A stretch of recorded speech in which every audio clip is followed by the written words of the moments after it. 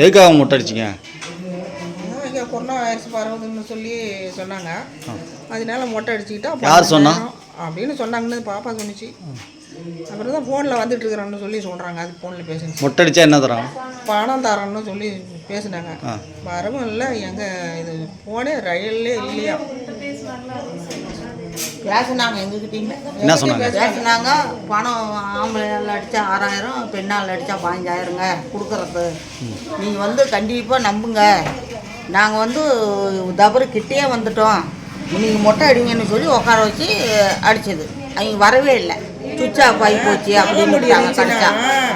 Corona virus பரவுது, அதனால வெளிநாட்டில் பரவிச்சோம். அதனால நீங்கள் மொட்டை அடிச்சுக்கிட்டிங்கன்னா அந்த கொரோனா வைரஸ் வராது. பெண்கள் அடிச்சுக்கிட்டா 15000, ஆண்கள் அடித்தா 6000ன்னு சொல்லி பேசுனாங்க. நாங்களும் ஃபோனில் பேசினோம்.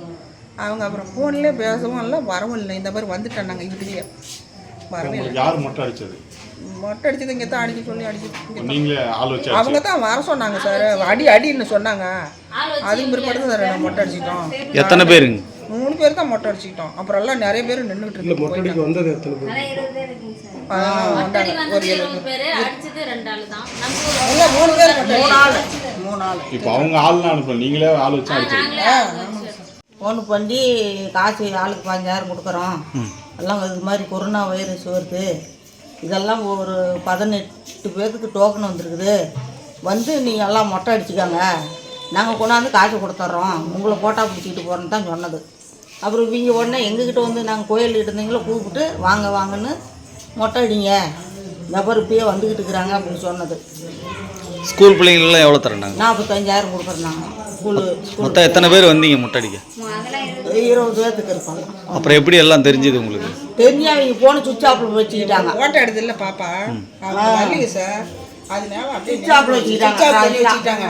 இங்கே தென்னக்கொடி பாளையம் தெரியாமல் போயிட்டேன்னாங்க. அப்புறம் வந்து இங்கே ரோட்டுக்கிட்ட இங்கே வந்துட்டேன், நீங்கள் அடிங்கன்னு சொன்னாங்க. என்கிட்டயும் பேசினாங்க சார். அப்புறம் வரவே இல்லைங்க சார். வரவே இல்லை. எப்போ ஃபோன் பண்ணாங்க? ஒரு நிமிஷம்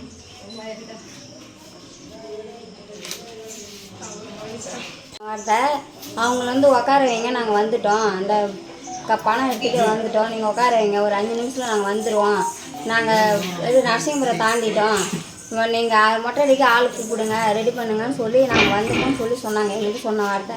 திரும்பி ஒரு 10 நிமிஷம் கழிச்சு ஃபோன் பண்ணால் சுவிட்ச் ஆஃப்.